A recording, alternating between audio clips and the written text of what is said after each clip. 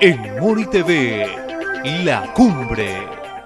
Aquí te mostramos lo mejor de nuestra sociedad.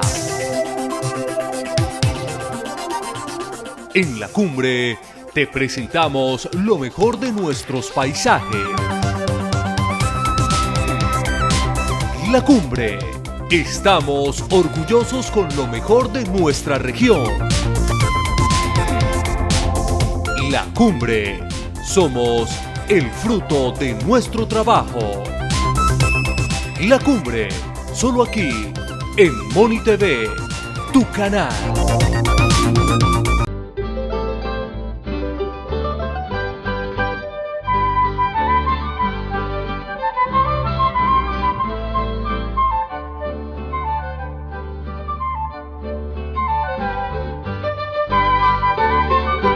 Estamos iniciando un nuevo programa de Diálogo en La Cumbre Televisión, dedicado al bicentenario, a la campaña libertadora, a la ruta libertadora, en esta conmemoración que todo Colombia pues está recordándola precisamente para no perder la memoria sobre este acontecimiento histórico.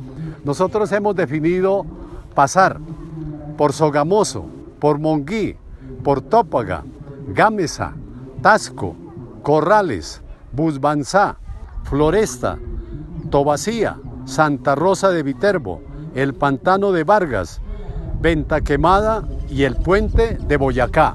Es un programa un tanto extenso, pero que pretende mostrar lo que otros medios de pronto no logran difundir, para que la población en general, no solamente de las provincias de Ricaurte, de Vélez, la provincia comunera, sino el departamento de Boyacá, el país y el mundo, conozca otras impresiones, conozca otras versiones, conozca diversidad de imágenes en un recorrido que de verdad merece hacerlo por todos los colombianos para vivir en directo lo que ocurrió hace 200 años, con una primera independencia, porque alguien ha señalado que acá las comunidades indígenas, los criollos, eran independientes.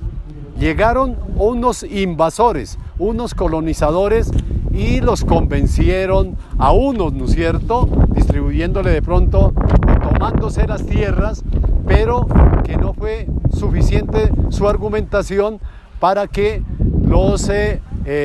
las comunidades de estos territorios, las comunidades autóctonas de acá, se rebelaran contra el invasor español. Pero luego de 200 años hay que reflexionar, hay que repensar si esa lucha valió la pena, como en efecto pudo ocurrir, pero que hoy hay luchas presentes también contra otros imperios y que la libertad aún está por conquistarse. Invitamos a que vean este programa seguramente en unos 2 o 3 o más facetas, más versiones, para que con la idea de que hay que seguir investigando, de que hay que seguir indagando, consultando, para hacernos nuestra propia versión y la versión de todos sobre estos acontecimientos históricos que ha vivido y vive Colombia.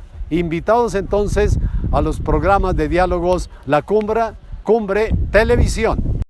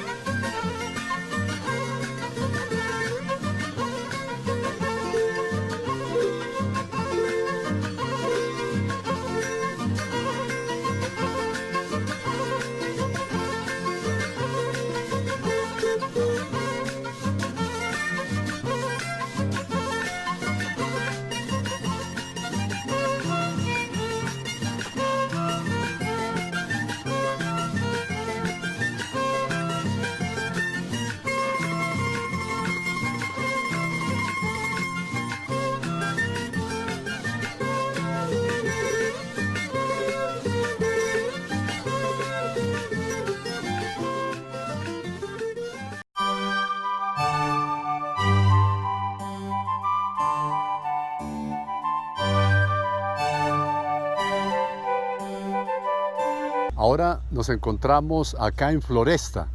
Su fundador dijo, la flor es toda una floresta, y de ahí quedó su nombre. En términos generales, de pronto los indígenas le podrían tener otra referencia, otra denominación, pero por hoy figura como Floresta en la provincia de Tundama, Boyacá.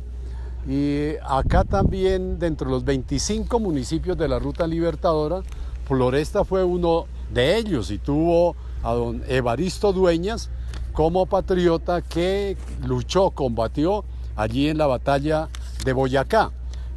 Antonio, ¿cómo nos hemos escuchado en el sentido que en esta Ruta Libertadora acá unos patriotas iban al mando de Bolívar, otros al mando de Francisco de Paula Santander? Aquí por esta región se abrieron cada uno por lugares diferentes.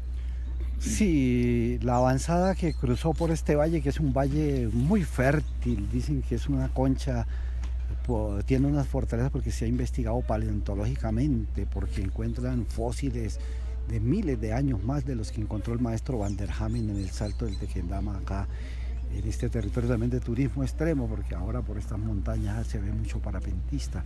Pero en este parque podíamos decir que no solamente estuvieron los guerreros que pelearon, las avanzadas que vinieron, se fragmentaron, ya se estaba incubando un trauma emocional que después fue a llamarse Patria Boba. Eso arrancó como en Betolles, pero aquí en los aposentos de Tasco, unos se fueron por Tutazá y algunas avanzadas santanderistas cruzaron por este territorio para pasar por Tobacía y subir a Santa Rosa, la tierra de Casilda Zafra, la tierra de Carlos Arturo Torres. Pero ya que estamos acá frente a este busto de Caldas... De Caldas, y quería hacerle Caldas. Una contrapregunta. Sí. Hubo científicos, académicos que participaron en esa gesta, ¿no? Cuando la gesta es mayor todavía, en la gesta libertadora, científicos, académicos. Pues no solo científicos, sino también pensadores. Los hubo pensadores muiscas.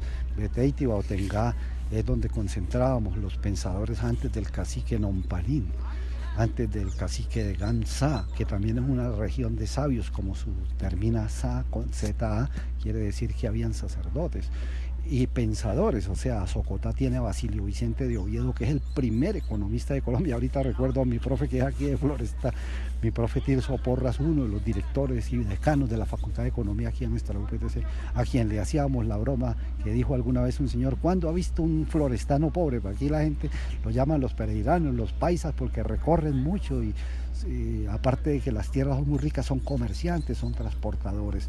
Pero digamos que luego de los aportes que hace Basilio Vicente de Oviedo, un fraile aquí nomás de Socotá, pues hay otra cantidad de aportes. Venía por el lado de la provincia guanentina, que es la condecoración que le dan a los economistas también, Pedro Fermín de Vargas, que es un gran científico. Y en las ciencias naturales, a pesar de que el maestro Jorge Arias de Greif, en la cátedra humboldtiana hace poco, decía: qué sabio va a ser Caldas, que era un bachiller de Derecho y un bachiller que sabía algo de administración pública, no le aprendió a Humboldt ni siquiera que las 3 medidas que se toman para la ley de las densidades atmosféricas se hace con logaritmo y no con las 4 operaciones básicas. Caldas era un sabio, porque sobre todo un sabio que integraba el conocimiento por eso el batallón de ingenieros militares arrancó allí abajo en el llano, porque había que hacer los puentes, era para allá. Entonces, y da gusto saber que quien diseñó lo del proyecto Gustavo, que es el embalse del Guavio, el embalse, de florestano, Chisga, es de acá, como en Sogamoso está el hombre que diseñó el metro de Nueva York, pero eso no lo saben ni nuestros estudiantes. Uno les pone retos para que cuando vayan a Nueva York miren que ahí dice Sogamoso, Boyacá, Colombia, y así hay muchos científicos, porque la independencia no es solo echar plomo, echar tiros, sino que la independencia se necesita en el conocimiento, intelectualmente, como nos lo enseñó Rafael Gutiérrez Girardot, como el maestro Antonio García Lozada lo ha dicho, que es director del Centro de Estudios Latinoamericanos y del Caribe en la Universidad de Connecticut en Estados Unidos actualmente. Entonces, gente que sabe mucho de cómo se dio la independencia intelectual con Andrés Bello, con estos poetas grandes como Rubén Darío, como Rodó. Entonces necesitamos que haya gente que sepa cocinar, que necesitamos gente que sepa atender los heridos, pero se necesita gente que sepa crear la institucionalidad, que sepa hacer nuestro periodismo, como empezó en Angostura, con la artillería del pensamiento, con el Correo del Orinoco.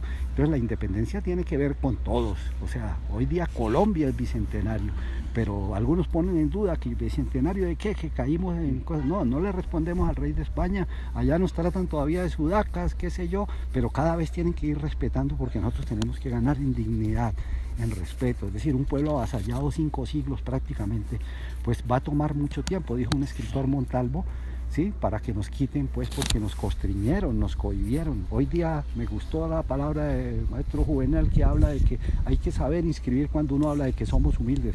Somos humildes en el sentido de que somos sencillos, pero tenemos dignidad como cualquiera, porque como lo dijera un canciller a un celador allí de nuestra Escuela Superior de Administración Pública, ¿acaso porque yo sea canciller yo tengo 3 pelotas y usted tiene 1,5 pelotas? No. Como humanos podemos unos más altos, otros más bajitos, más gordos, con la voz más potente, con zapatos Ferragamo costosísimos y los otros con cotizas o la pata del suelo, pero esencialmente como seres humanos merecemos el respeto de los hombres y las mujeres de cualquier parte del mundo, y si hay gente en otros planetas, en otras esferetas, pues también necesitamos que nos respeten. Bueno, eso, o sea, que no solamente en la campaña libertadora la lideró Simón Bolívar, sino que hubo mucha gente, todo un colectivo, mujeres, jóvenes, africanos que llegaron por acá también a participar. Escoceses, británicos, ¿no? Participaron de esta campaña libertadora. Pensadores, los ideólogos, los académicos, los científicos, todo un gran colectivo que tenemos que seguir profundizando en la investigación de este trabajo que se viene haciendo para llegar a ustedes en Diálogo La Cumbre Televisión. ¿Algo más, Antonio? La gesta pareciera que fuera hispanoamericana, que fuera americana. Bolívar alguna vez dijo que Washington era el más santo de los hombres, porque allá también dieron inicialmente una pelea donde hoy día es el imperialismo norteamericano, pero la gesta fue mundial. Cuando Bolívar cumplía 200 años de haber nacido en 1983, en estos días estamos a 3 días de la conmemoración del nacimiento de Bolívar y de su progenitora, que le felicito. Ajá, no, ¿cómo no? El 24 de julio. Bueno, pero bueno, lo que quiero decir es que en esa época Naciones Unidas contrató a los mejores que supieran de la vida de Bolívar, y ellos no solo se encargaron de hablar de Bolívar, sino que sintetizaron, incluso lo pueden descargar los jóvenes que gustan tanto el Google y esas cosas, descargar Bolívar, la esperanza del universo. Bolívar se vino para acá a pelear por un balance de la humanidad, porque se daba cuenta que allá ya habían descubierto la ley de la gravedad y empezaban a descubrir las leyes del electromagnetismo, las 4 grandes leyes, y todo ha sido en Europa, pero aquí podemos todavía descubrir muchísimas cosas, y por eso vamos a crear un equilibrio en el universo, y ese es el reto, de que no solamente los ciclistas de allá sepan bajar las montañas tan rápido, nuestros ciclistas pueden bajar, los científicos de allá pueden hacer lo que sea.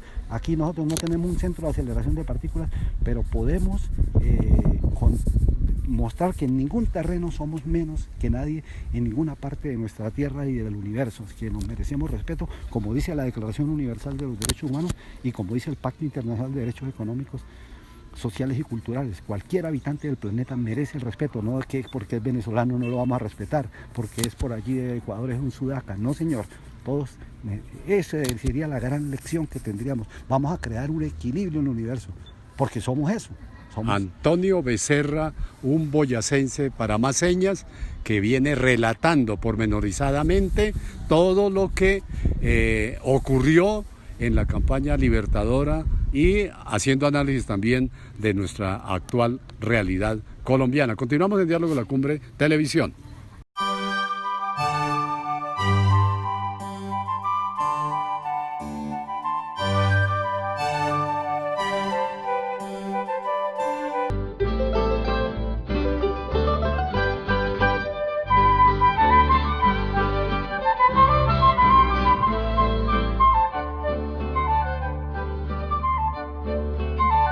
Muy bien, en Diálogo La Cumbre Televisión, ahora nos encontramos en Busbanzá. Es uno de los pueblos más pequeños de Colombia, con 1.200 habitantes aquí en la provincia de Tundama, desde luego que en Boyacá. Y nos hemos encontrado aquí con don Luis Antonio Montañez, oriundo de este bellísimo pueblo. Don Luis Antonio Montañez, ¿de qué vereda es usted? Vereda de Quebradas.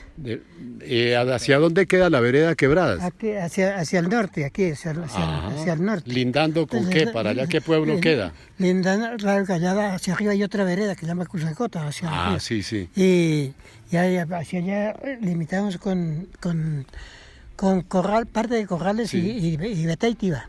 Beteitiva. Y Otengá. Sí, sí, bueno, muy bien, una buena vecindad. Don Luis Antonio, Dígame. usted en sus épocas de estudiante y ahora con su experiencia de vida, ¿escuchó algo sobre la campaña libertadora? Pues sí, pues cuando en ese tiempo se enseñaban historia patria. Ajá. Era cuando se enseñaba de los generales, general Rojas, primero, y Cristóbal Colón también. Bueno, sí, sí. Señor. Y así está claro que ya se va perdiendo un poco la mente, porque ya yo conservo 83 años. Bueno, ¿y por acá cruzó Bolívar, que se sepa? Pues aquí cerca, por cerca. Sí. A ver, ¿por dónde? Por la parte nororiental y hacia la parte sur, Sí. a la parte occidental, digo, ¿qué? Para la parte occidental. ¿Por qué otros pueblos? Y pasó por Tutasá, y creo que pasaría por Santa Rosa de Viterbo. Llegó también, fue por Santa Rosa de Viterbo. Sí, señor. Muy bien. ¿Y aquí más cerca, por Corrales, de pronto? Y aquí cerquita por Corrales, y Gámeza y Corrales. Gámez y Corrales, Sí, sí. señor. Ahí hubo unos soldados, unos patriotas y una gran patriota. Sí, señor, sí. Juan Escobar. Bueno, sí, señor. Y en Santa Rosa, Casilda, la que le regaló el caballo de Palomo Sí. a Simón Bolívar. Casilda, sí, Casilda. Muy bien. Bueno, y gracias, don Luis Antonio. Con un tocayo aquí que le presenta Muchas gracias. tocayo, Gracias. sí, también historiador. ¿Qué nos podemos complementar entonces, Antonio, sobre esta estadía aquí en Busbanzá? Bueno, pues aquí sí podíamos rescatar lo que el maestro Armando Suescún Monroy, el más grande historiador que tiene Colombia hoy día, Sí, señor. dice. Hay unos señoritos que empezaron a reclamar contra los españoles, pero cuando se van agrupando alrededor de los comuneros, y entonces ya aparecen apellidos españoles, pero no aparecen apellidos de indígenas y de negritudes, de líderes patriotas que tuvieron 319 años peleando antes de que empezaran las primeras aglomeraciones contra los impuestos excesivos que ponían los españoles hacia finales de 1700, de los años de 1700. Nos ha dicho don Luis Antonio, Sí, señor. de Vereda Quebradas, acá de Busbanzá, aquí deberían haber habido algunos sacerdotes indígenas, porque el sufijo de sa, como Bonzá, como Guanzá y todas estas veredas allá de Guateque, reflejan que ahí habían, porque para los investigadores de lo muisca, de lo ancestral nuestro de hace miles de años, Chiquizá, por ejemplo, fue el primer poblado de la humanidad, e Iguaqué fue el primer jardín de la humanidad. Ya empezó a surgir la humanidad en el relato. Entonces, esta oportunidad, efemérides patriótica, implica que reconozcamos cuándo empezó la lucha por nuestra independencia, porque éramos independientes antes de que llegaran unos señores del otro lado del océano, Sí, gente que no se les debía nada, que no se les había invitado, que nuestros ancestros hace 530 años los atendían muy bien, y llegaron y empezaron a ser matoneados, a sacarle su oro que era sagrado, como para aquí a este pueblo hoy día, a los ojos de Santa Lucía, la representación que tiene en su iglesia es sagrado, Sí, señor. algo sacrificado por el pueblo. El oro era sagrado, no era para hacer negocios, no era para codiciar, era para venerar. Entonces es bueno, quisiera ahorita grabarme el nombre de la vereda que tiene también, aparte de la vereda Quebradas, hay otra que tiene unos sufijos, unos vocablos muiscas, porque al lado de Bete y Tibá, por aquí se conservan toda la toponimia, no pudieron cambiar los nombres. A Sogamoso le cambiaron de Subamox, Tundama se mantiene, pues la vereda de Paipá. Entonces eso es muy importante en esta época, Pero además, no solo eso, sino que hoy siendo el municipio más pequeño de Colombia y del más bellamente conservado, porque a donde van la Semana Santa de la Virgen se ve que por acá la minería no ha venido, pero ha llegado gente como los que le preguntábamos, los Toledos. Sí, señor, sí, sí. Estos Toledos, según la investigación de los genealogistas, vinieron, así Sí, porque como el ya- alcalde actual vino sí. por allí de Gámeza y amarró el burrito por aquí y se cuadró su novia, una mujer de Busbanzá. Algo parecido le pasó a los Toledos del Socorro que vinieron y se instalaron aquí, porque yo personalmente le pregunté a Julio Toledo antes de morir que si Carlos Toledo Plata, el médico que mataron en el barrio Provenza en Bucaramanga, era pariente de él. Dijo, claro, era sobrino mío el chino, se tragaron a mi sobrino. ¿Y por qué? Dice, porque nosotros vinimos del Socorro y esos Toledos allá de que andan en Bucaramanga son, yo cuando escuché la noticia se tragaron el chino mío, el sobrino mío, y él fue de los primeros transportadores que empezaron a ir al crucero, a Peñagallo, a Monterralo, en la medida en que iban a Toquilla, a medida que iban abriendo la carretera. Entonces aquí me gusta que estén don Lisandro Toledo, que es de esa gente socorrana que vino, porque también esos comuneros hay que reivindicarlos, porque hay muchos aquí y en el llano, en Cheva, hay unos puntos de comunicación de Santander, porque nosotros éramos la provincia de Tunja en el nuevo reino de Granado, y Tunja, que los muiscas lo llamaban Chunza, iba hasta todo lo de García Rovira, porque no deberíamos tener divisiones de que estos son santanderianos, antioqueños, sino que debíamos ser ni una raza blanca y la otra, sino que somos una raza cósmica, como dijeron mexicanos. Eso es, está muy bien. Don Luis Antonio, Sí, señor. y hoy, después de 200 años el 7 de agosto de 1810, vamos a celebrar los 200 años. ¿Eso qué significa aquí para Busbanzá? ¿Han tenido apoyo de los gobiernos?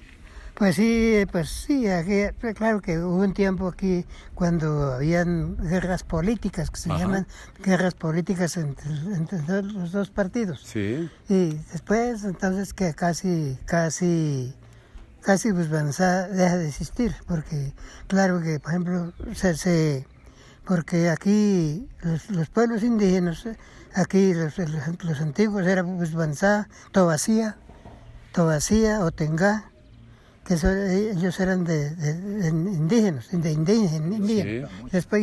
Después aquí y Gámeza, que entonces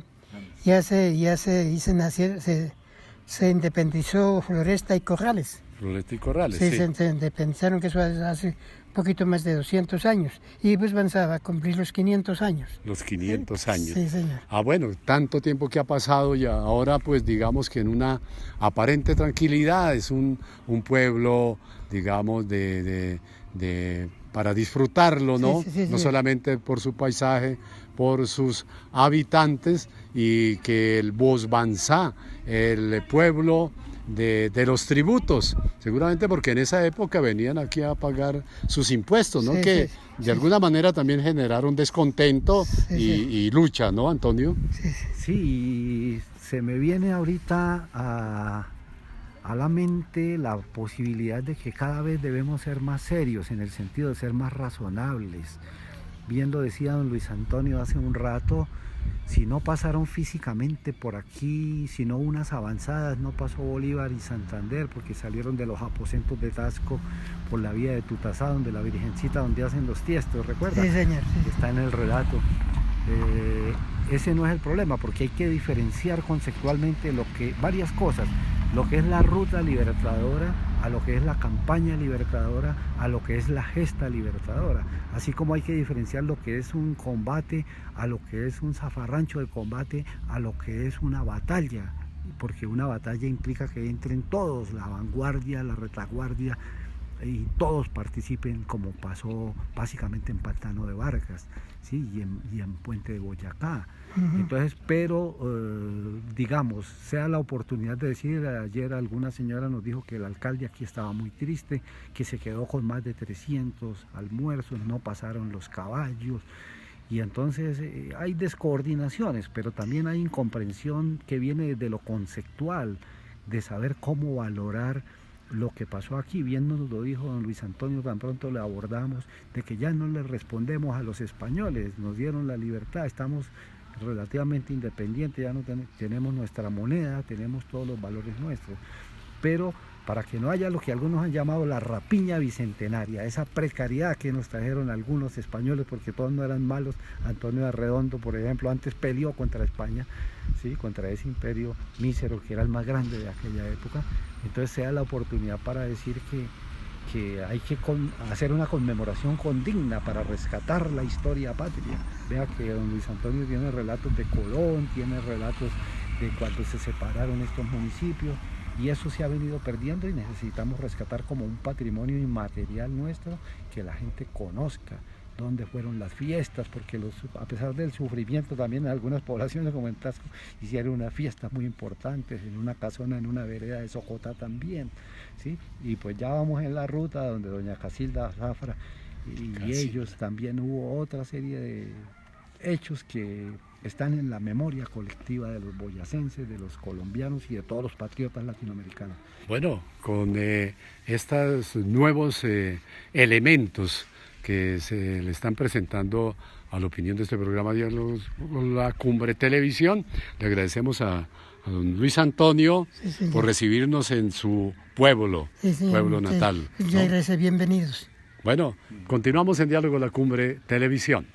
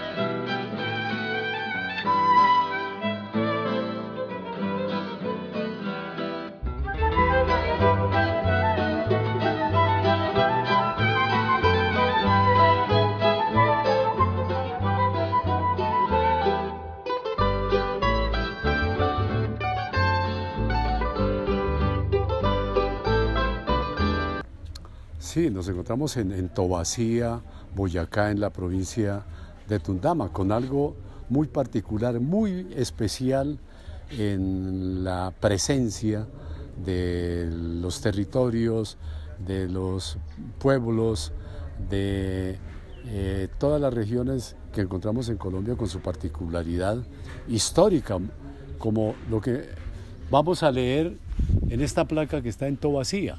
Dice la importancia política, cultural y religiosa de Tobacía en la civilización chibcha o muisca. La elección del cacique de Sogamoso tenía una reglamentación muy interesante. El pequeño dominio de este príncipe singularísimo parece que no comprendía sino el valle sagrado de Iraca, donde hoy están las poblaciones de Gámeza, Busbanzá, Toca, Pesca, Firavitoba y Tobacía. Correspondía a los usaques de los primeros 4 pueblos hacer la elección del jefe que debía gobernarlos a todos. residente en Sogamoso, pero esta elección no podía recaer sino en un caballero natural de Firavitoba o Tobacía alternativamente. Una investigación de la civilización chibcha de Miguel Triana de 1922. Y continuamos entonces hablando de Tobacía. Nos vamos a ir aquí con Antonio caminando por estas calles frente a la iglesia de Tobacía para que Antonio nos comente, bueno, esa historia con todos esos ancestros chibchos para Tobacía, ¿qué venía significando? Pues si hay en Colombia un pueblo de larga o de larguísima memoria, es esta población de Tobacía, hoy corregimiento del municipio de Floresta. Esta fue una población que no fue fundada, ni menos aún refundada. Es una población milenaria y privilegiada, tan privilegiada como Firavitoba. Como bien usted lo leyó, acaba de leer, el maestro Miguel Triana no solamente es la fuente para los paleontólogos, para los arqueólogos, en mucha parte antropólogos de los muisca, sino también para los filólogos. Escribió el libro del jeroglífico chibcha, ahí yo me apoyé con orientación de mi profesor Germán Villate Santander, mi profesor de Historia Económica, que él venía en línea directa, era descendiente del general Santander. Y me recomendó ese libro para saber por qué el apellido de mi madre tan raro, que Bormitá, que no sé qué, Boimoitá es realmente el apellido castizo, y ahí me di cuenta que por qué las mujeres de mi familia, de pronto ya hasta mi nieta, que recién me hicieron un pichón de abuelo, perdóname que diga esa cosa personal, saben tejer, porque es una población de tierra de donde estaban concentrados los obrajes, los talleres de la producción. Pero bueno, entonces Tobacía es un sitio privilegiado que hoy no se ve así. Tú vas a Firavitoba y ves esa catedral y dices, ¿a qué se debe? Y claro, el sacerdote de Firavitoba, después de que llegan los españoles, era dueño como hasta San Fernando de Atabapo, donde hicieron Santiago de las Atalayas más abajo, o sea, lo de Cusiana y Copiagua, esos dos grandes hallazgos petrolíferos, que era dueño de Aquitania, que llamaban Pueblo Viejo. Era el hombre más rico de Sudamérica en términos de tierras, una extensión en Sudamérica y una hay un libro que se llama Cusiana, la balanza al revés, y cuenta eso, como el sacerdote de Firavitoba. Pero ese sacerdote, ¿por qué era rico? Porque los príncipes, el cacique de Sugamutsi, por eso a veces pues dice, esto es provincia de Tundama, tanto sí históricamente lo es, como también es provincia de Sugamutsi, porque aquí era la Confederación Muisca, como bien lo leíste, las 4 poblaciones, o sea, pesca, saque, gente muisca de ese poblado, junto con el de Toca, por ese costado, elegían, y los otros 2 que elegían eran el de aquí, el de Gamsa o Gamisa y Bulbanza, que ambas poblaciones terminan en Sa. Ahí habían algunos servidores como sacerdotes, pero solo podían elegir al príncipe sucesor. Primero él debía ser un sobrino del cacique, pero por el lado de la hermana, para no dar gabela, como decía un amigo lamentablemente falleció, Marco Corredor Bella.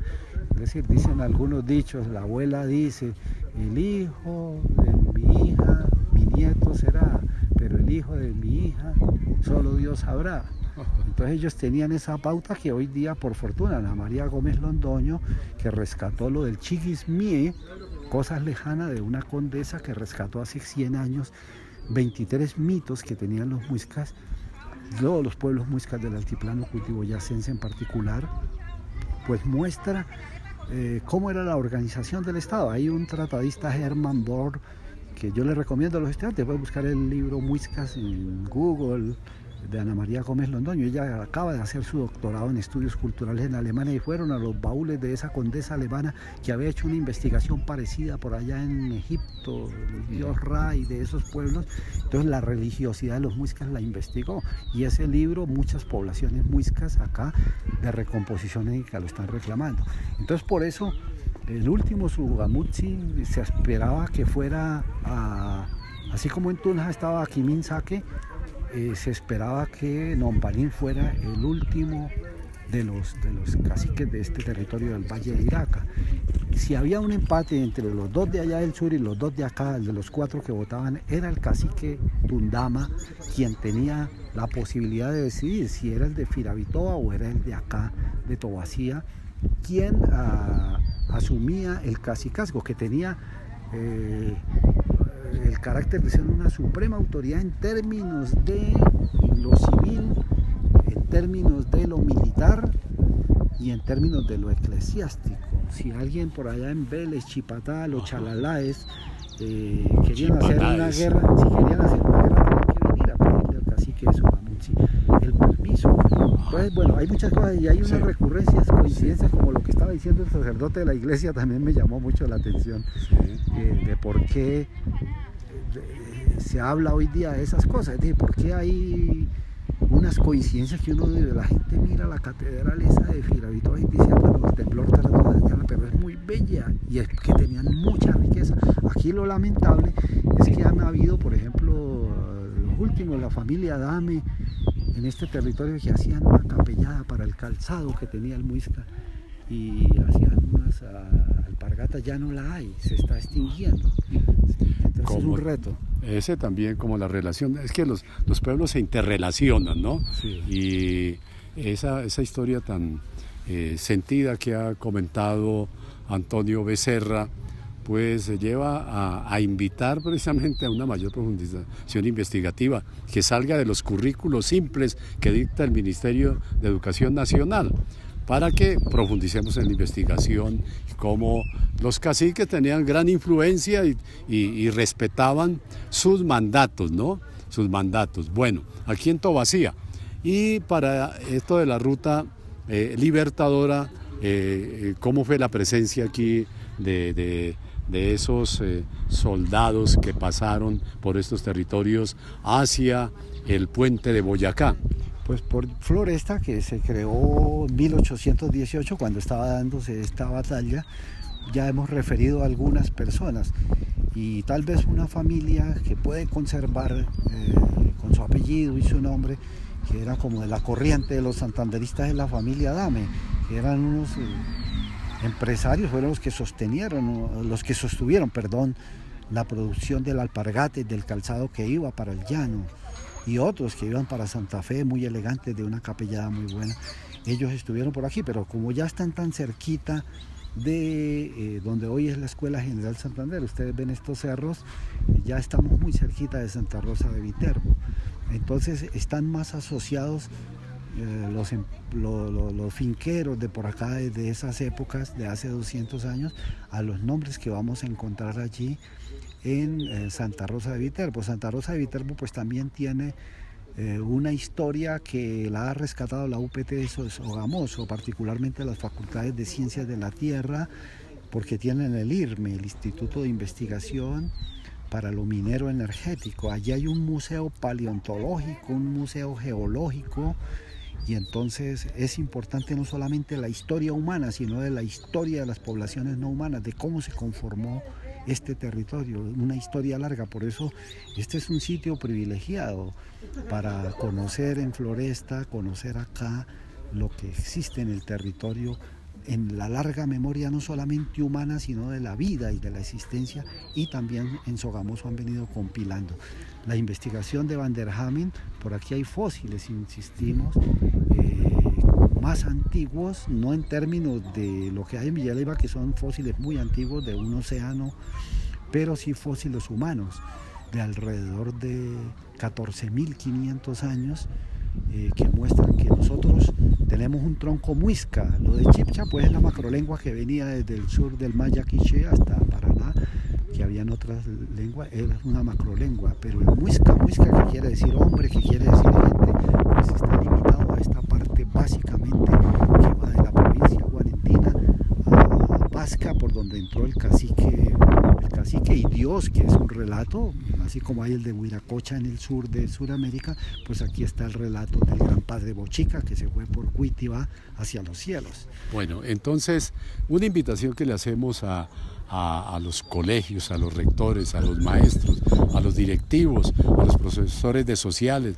de primaria, a que no continúen enseñando la historia allí encerrados en 4 paredes, pintando los mapas en los tableros, que puede ser una didáctica, pero lo más importante es adelantar expediciones por todos estos territorios en celebración, en conmemoración de esos 200 años del Bicentenario. Queda mucho tiempo para salir, para que programen desde el inicio de los años expediciones pedagógicas por este territorio boyacense. Y las cátedras de educación y democracia, las cátedras del derecho, porque es que, imagínense, entiendo que los de derecho estudian el juicio que le hicieron a Jesucristo y cómo Pilato se lavó las manos, pero no han investigado muchas cosas. Aquí se celebra, se conmemora que el 6 de agosto fundaron a Tunja y fundaron a Bogotá, pero ese mismo día no dicen que sacrificaron al cacique, que iba a ser el último cacique. Pues yo les recomiendo que vean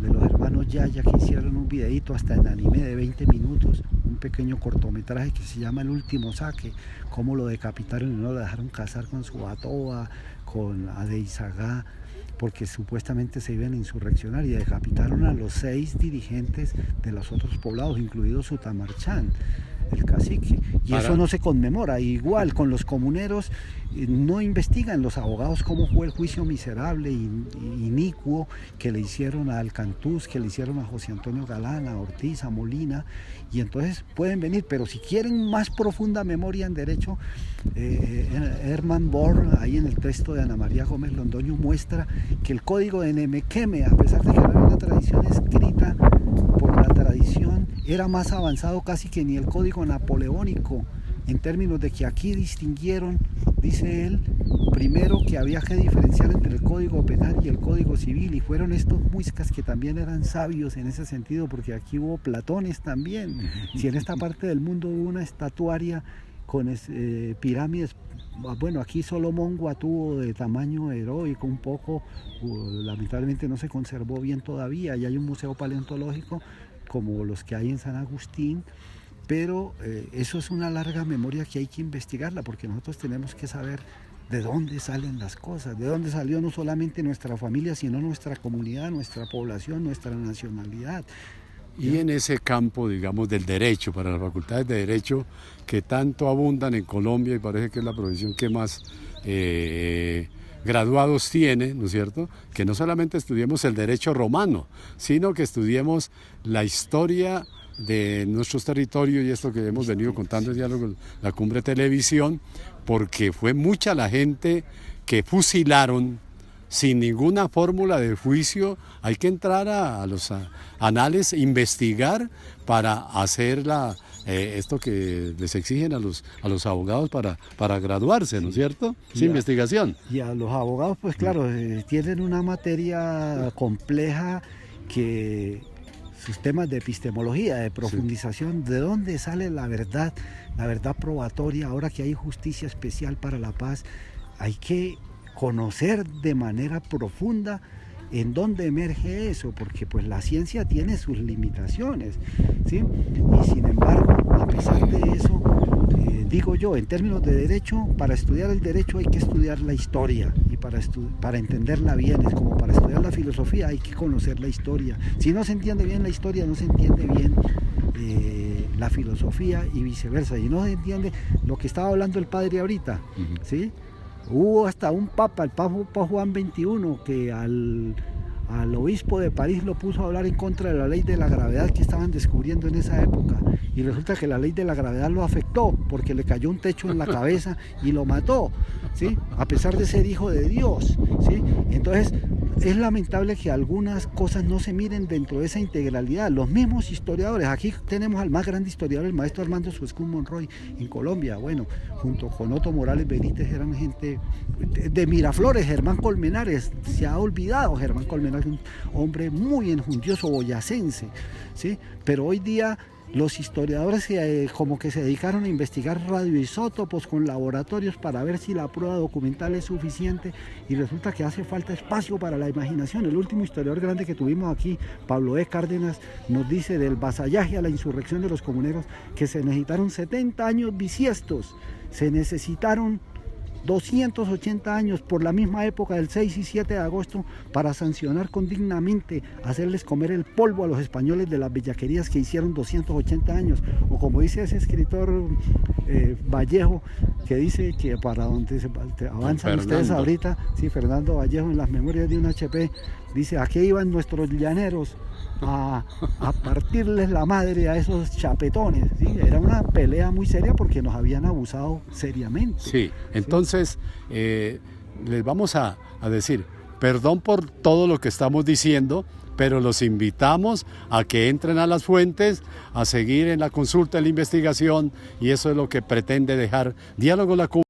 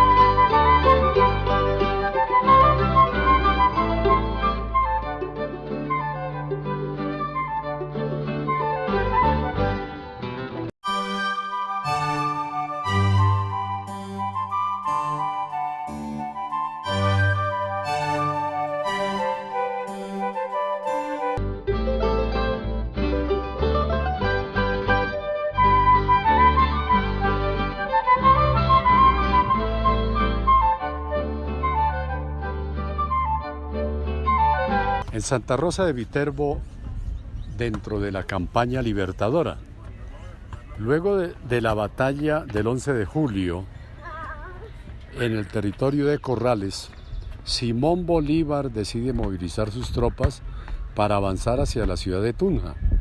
Según el itinerario del Libertador, dispone la reunión de todo su ejército en Santa Rosa de Viterbo para el día 15 de julio. La concentración requiere de las tropas provenientes por la vía de Corrales-Busbanzá, Floresta y de la Intendencia, y tropas rezagadas en Tasco que transitan por la ruta Beteiteva, Belén, Serinza. Entre el 15 y el 20 de julio, la tropa se encuentra y avanza por detrás de Duitama en búsqueda de la hacienda de Bonza. Los habitantes de la población acudieron en la ayuda del ejército republicano.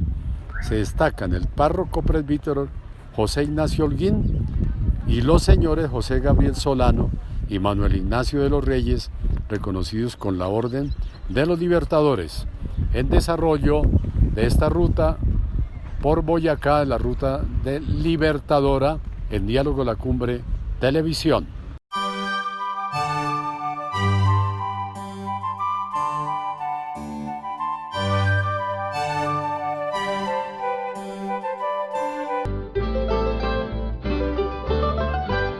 Nos encontramos en Santa Rosa de Viterbo, en esta ruta libertadora.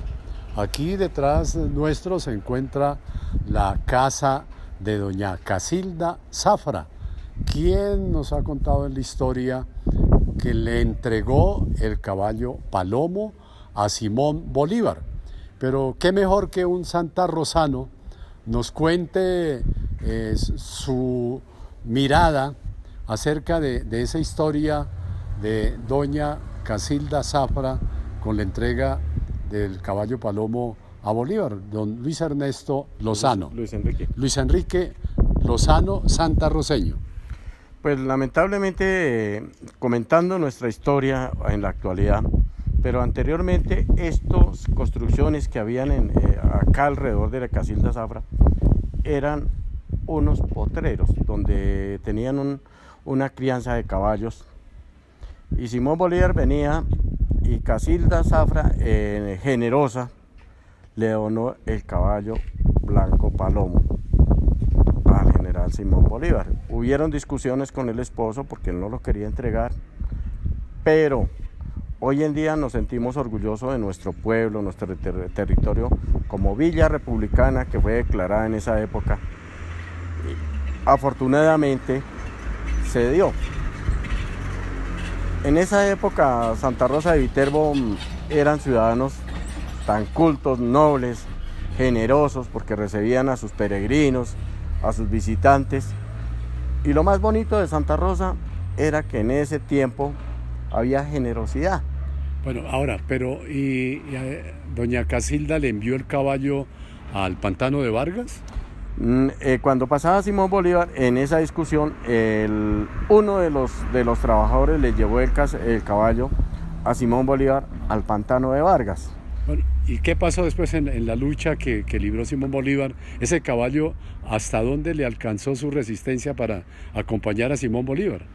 Pues desafortunadamente Simón Bolívar, según la historia de nosotros y en los anteriores pasados, comentaban de que Simón Bolívar había perdido la batalla en el pantano de Vargas.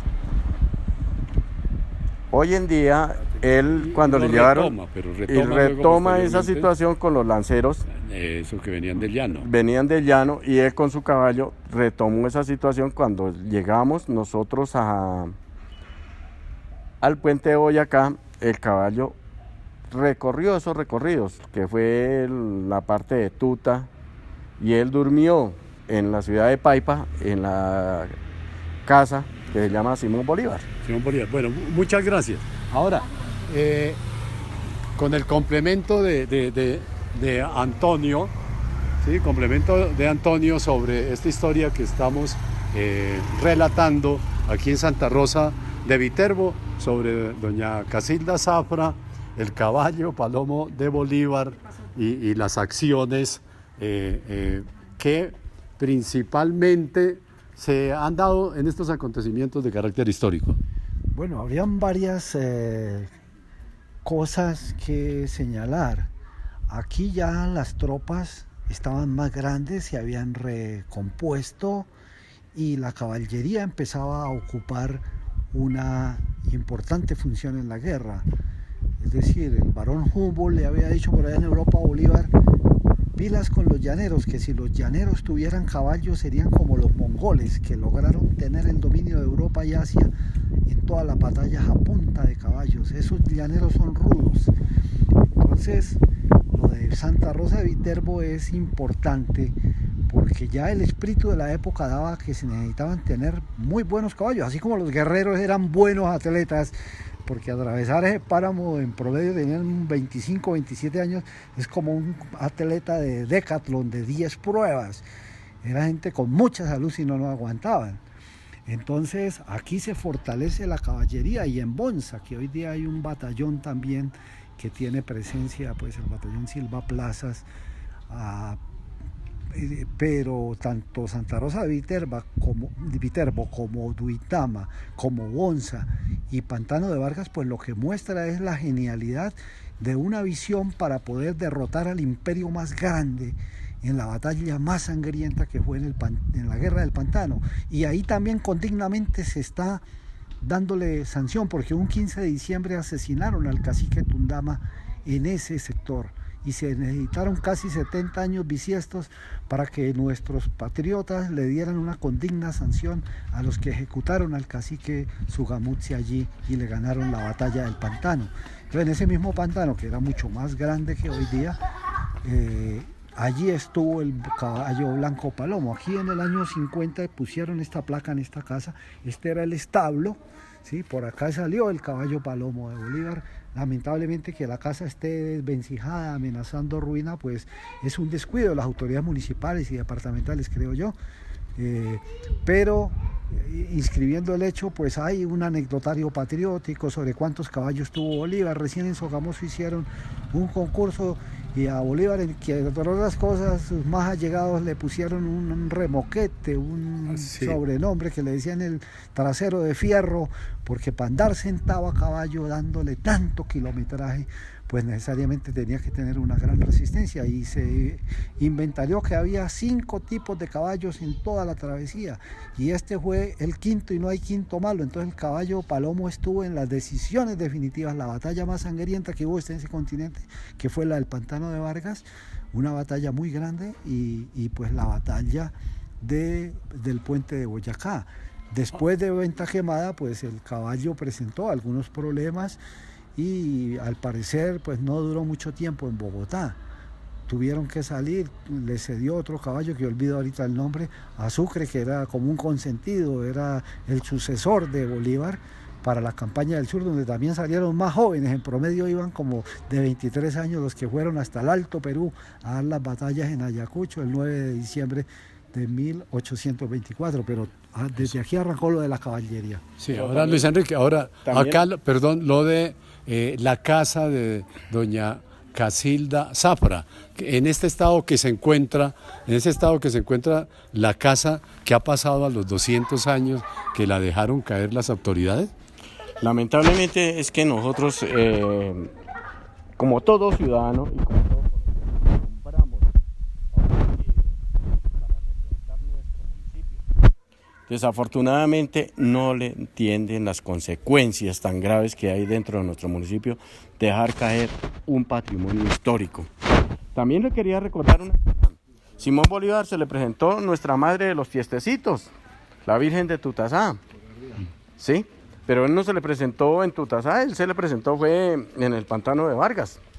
Entonces, afortunadamente nosotros tenemos el recuerdo y tenemos que también la Virgen se le presentó a este líder, a este defensor de los derechos de nosotros los colombianos.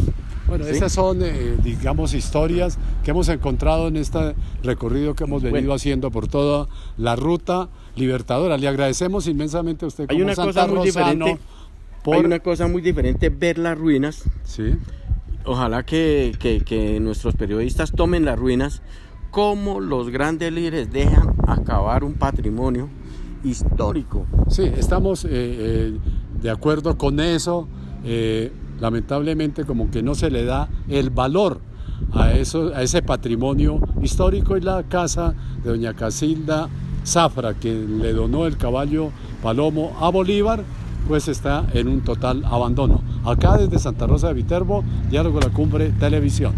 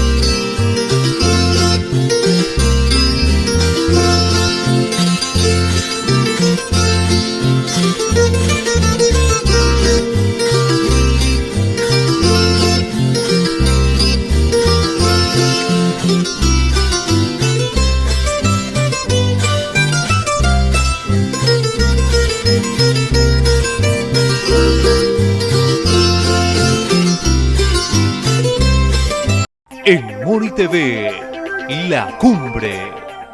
Aquí te mostramos lo mejor de nuestra sociedad. En La Cumbre te presentamos lo mejor de nuestros paisajes. La Cumbre. Estamos orgullosos con lo mejor de nuestra región. La Cumbre. Somos el fruto de nuestro trabajo. La Cumbre, solo aquí, en Moni TV, tu canal.